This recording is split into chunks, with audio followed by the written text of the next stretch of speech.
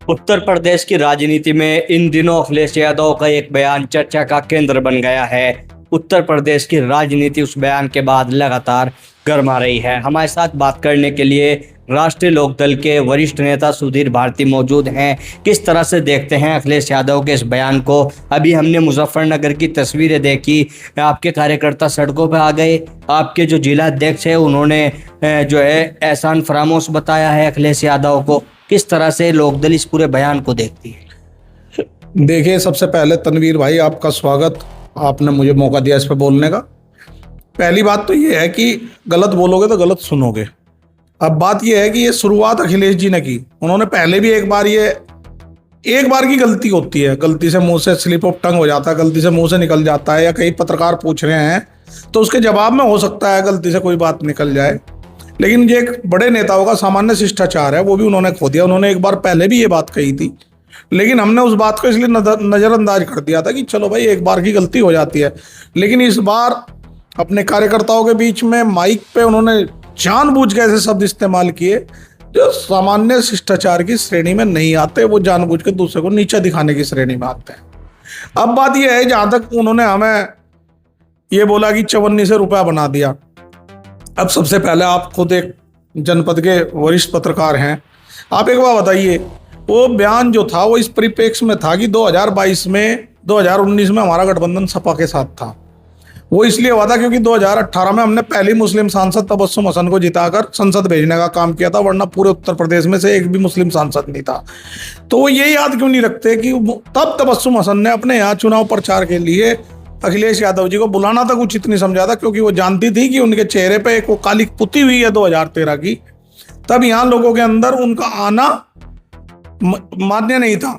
2019 में चौधरी अजीत सिंह के चुनाव में उन्हें नहीं बुलाया गया था, तो क्या स्थिति उनकी पश्चिम उत्तर प्रदेश में थी, ये उन्हें समझ जाना चाहिए। 2022 में चौधरी जयंत के उंगली पकड़ के उन्होंने पश्चिम में प्रवेश किया, और वो हमें 54 रुपया बनाने की बात करते हैं। जहां तक 54 के बयान की बात है, चुनाव में गठबंधन हमारा पहले से सपा के साथ चल रहा था 2019 के बाद। 2022 के चुनाव से पहले अमित शाह जी कैराना आए थे। अमित शाह जी ने कैराना में आगे एक बयान दिया था कि भाई, आप जैन जी तो अच्छे आदमी हैं, लेकिन गठबंधन गलत में है। तो उसके बाद ये सुगबुगाहट हो गई थी कि शायद 2022 में जैन जी का गठबंधन सपा से टूट के कहीं भाजपा से ना हो जाए। लेकिन किसान आंदोलन के बाद उपजे हालात और 40 पंचायतों में किसान आंदोलन की जैन चौधरी ने करके, और जैसे वो सब आपको पता ही है, मैं डिटेल में नहीं जाता। उसके बाद की बात में उन्होंने कहा, हमने समाजवादी से वादा किया था, हम समाजवादी के साथ ही 2022 का चुनाव लड़ेंगे। उस परिप्रेक्ष्य में उन्होंने ये जो है संदर्भ में जवाब दिया था कि मैं कोई चवन्नी नहीं हूं जो इस चुनाव में पलट जाऊंगा, कि भाई मतलब अपने फायदे के लिए मैं ये गठबंधन तोड़ के भाजपा के साथ चला जाऊंगा। अब रही बात 2024 की, 2024 में गठबंधन हमने चुनाव से ऐन मौके पे पहले किया, जनता के बीच गए, जनता ने हमें आशीर्वाद दिया, 2 सांसद लड़े, दोनों के दोनों जीते। हमारा तो 100% स्ट्राइक रेट है, जनता ने तो हमें कहीं नकारा तो है नहीं, और लोकतंत्र में जनता ही महान है। अब वो जनता के दिए हुए निर्णय को भी, मैंडेट को भी अगर ये कह रहे हैं कि हमने बना दिया, अरे भाई, इटावा से थोड़ा ही ना जिता के भेजा है आपने हमें, कि भाई आपने एटा मैनपुरी बुलाया हो और आपने वहां से हमें विधायक दे दिए हो। हाँ, हमने आपको कैराना दिया, हमने आपको बेहट दिया, हमने आपको सहारनपुर देहात दिया, हमने आपको चरथावल दिया, हमने आपको शाहिद मंजूर की सीट दी, हमने आपको समरपाल की सीट नौगांवा में दी, हमने आपको क्या नाम जो है ये चांदपुर की सीट दी, हमने आपको नूरपुर की सीट दी। हमारी तादाद, हमारी वोटें कम हो सकती हैं, लेकिन हमारे बगैर तुम 2012 में पश्चिम उत्तर प्रदेश से किसान कौम का, जाट गुज्जर सैनी, किसी जाति का तुम एक भी विधायक नहीं बना पाए थे। तुम्हें एमएलसी बना के काम चलाना पड़ा था। तुम क्यों भूल जाते हो अपना इतिहास? अब अगर तुम कुरेदोगे, गड़े मुर्दे उखड़ेंगे, तुम्हारे जो पिता हैं आदरणीय मुलायम सिंह यादव जी, वहां तक बात जाएगी। अब जा भी रही है, तो आप क्यों ऐसे काम करते हैं? आप एक सामान्य शिष्टाचार निभाइए, ऐसी बातें मत कहिए जो समाज में कटुता पैदा करे। राजनीति है, राजनीति विचारों की होती है, मुद्दों की होती है। आप मुद्दों का विरोध कीजिए, राजनीति में विरोध कीजिए, विरोध करने की कोई बात नहीं है जी। लेकिन समाजवादी पार्टी के लोगों का कहना है कि आप लोगों को पश्चिम यूपी में आप लोग समाप्ति की ओर थे, समाजवादी के गठबंधन के बाद ही आप लोग यहाँ जिंदा हुए हैं, उनके बाद ही आपको जो है कुछ बढ़ावा मिल सका है। आप एक बार बताइए मुझे, 2018 में हमारा गठबंधन किसके साथ था? तबस्सुम हसन नलके के निशान पर लड़ी थी, हमने उसे सांसद बनाया था। उसके बाद तुम लोग आए। अगर तुम्हें इतनी चिंता थी भाजपा सरकार को उसके ना बनने देने का, तो 2017 में आपने हमसे गठबंधन क्यों नहीं किया? अगर आपको इतनी ही राष्ट्रीय लोकदल की चिंता थी, आपको इतनी ही ये चिंता थी, तो चंद्रशेखर जी से आपने 2022 में क्यों नहीं किया? सच बात यह है कि आप अंदर से कभी नहीं चाहते थे कि भारतीय जनता पार्टी सत्ता से हटे, और आपने सहयोगियों का लगातार अपमान किया, शिवपाल यादव का अपमान किया। जिस आजम खान ने अपनी एक वोट से तुम्हारे पिता को मुख्यमंत्री चौधरी अजीत सिंह जी के सामने बनाने का काम किया, 5 साल से उनके लिए एक बयान आपका तक नहीं आया, आज तक नहीं आया। आपने किसे धोखा नहीं दिया? आपने चंद्रशेखर जी की पार्टी हड़पी, समाजवादी जनता पार्टी, उन्हें धोखा दिया। आपका तो इतिहास धोखे से भरा हुआ है। आप धोखे की बात करते हैं। रही बात ये, बहुत बोलते हैं समाजवादी के लोग कि राज्यसभा दे दी, राज्यसभा दे दी। अरे भाई, हमने एमएलसी भी तो दिए हैं, और हमारी वोटों से जो तुम्हारे 15-20 विधायक यहाँ पे बने हैं पश्चिम में, जो अगर हमारी वोटें ना होती तो तुम ना पहले बने कभी, ना आगे बनोगे कभी। तो भैया, हमने विधायक बनाए, उनकी कोई गिनती नहीं। तुमने विधायक बनाए, तुम्हारी गिनती हो गई। एटा इटावा से नहीं बने, यहाँ हमारा गढ़ है, हमारा घर है, इस घर से बने हैं, हम अपने घर से बने हैं, तुम्हारे घर से नहीं बने कि भाई हमने जाके वहां तुमने हम पे उपकार कर दिया हो। और वो राज्यसभा सीट 32 सीटों के साथ तय थी, और 2 एमएलसी तय थे। अगर आप इतने ही सीट देने वाले थे, तो अगली बार आप कपिल सिब्बल और उसको अगले चुनाव में आप 2 को ही क्यों जिता पाए? तीसरा क्यों नहीं जिता पाए? आपके खुद के 10 एमएलए भाग गए, आप उन्हें नहीं रोक पाए। अगर हम आपके साथ 2022 से 24 तक न रहते, तो आपकी पार्टी चुनाव के बाद ही टूट जाती, चुनाव के बाद ही टूट जाती आपकी पार्टी।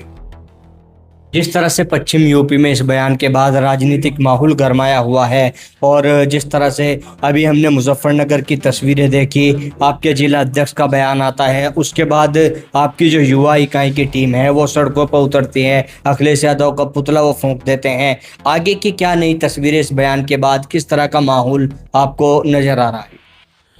देखिए, आगे का तो मुझे नहीं पता, देखो भविष्यवाणी तो मैं नहीं करता, लेकिन इतना जरूर है कि अखिलेश यादव जी को पछताना पड़ेगा अपने इस बयान के लिए। या तो वो माफी मांग ले, उनके पास विकल्प है, वो माफी मांग ले। सामान्य शिष्टाचार जो राजनेताओं का होता आया है उसे निभाएं।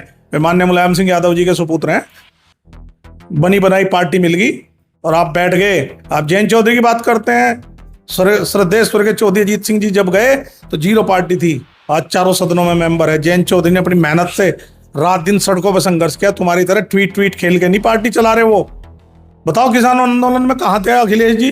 कौन से दिन वो बॉर्डर पे आए? कौन से दिन उन्होंने पंचायत करी? कौन से दिन संघर्ष किया? संघर्ष करने वाले हैं हम लोग। हमने संघर्ष करके माहौल बनाया, जिसका खामियाजा 2022 में पश्चिम उत्तर प्रदेश में भारतीय जनता पार्टी ने उठाया। और रही बात ये गठबंधन की, बिना मतलब के गठबंधन कौन करता है? अगर आपका स्वार्थ ना होता तो आप चंद्रशेखर से गठबंधन करते ना। चंद्रशेखर आजाद क्या आज वो सांसद बन गए हैं, तो आप कहो अपने मुंह से कि मैं चंद्रशेखर आजाद से गठबंधन नहीं करूंगा। बताओ, हिम्मत हो तो तुम में कह के दिखाओ। क्यों? क्योंकि उस टाइम उनका विधायक नहीं था, सांसद नहीं था, तो आपने उनसे क्यों नहीं किया गठबंधन? 2 सीट मांग रहे थे और लास्ट में रोए तक मीडिया में आके। चंद्रशेखर आजाद जी लास्ट में आकर रोए तक, वो वीडियो हमारे पास सुरक्षित है। आपने दलितों का अपमान किया, आपने चंद्रशेखर आजाद जी का जो है, आपने गठबंधन नहीं किया। गठबंधन ना अगर करते, शिवपाल यादव जी को और अहमियत देते, तो जैन जी को और अहमियत देते, सीटें उधर देते, तो शायद 2022 में आपकी सरकार होती। मुख्यमंत्री आपको बनना था, हमें नहीं बनना था। बड़ा दिल आपको दिखाना था, हमें नहीं दिखाना था। लेकिन आज जिस पार्टी के साथ आपका गठबंधन है, उस पार्टी में भी ऐसे नेता मौजूद हैं जो आपको 1.5 जिले की पार्टी बताते हैं। देखिए, मेरी बात सुनिए, पार्टी होती है, पार्टी की नीति निर्धारण करता है शीर्ष नेतृत्व।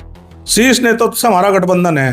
अब कोई छुटभैया नीचे का आदमी अगर कोई बात कहेगा तो हम उस पर कमेंट करें। अखिलेश जी भी राष्ट्रीय अध्यक्ष हैं, अगर वो ना बोलते तो हम भी शायद इस पे इतना कमेंट ना करते।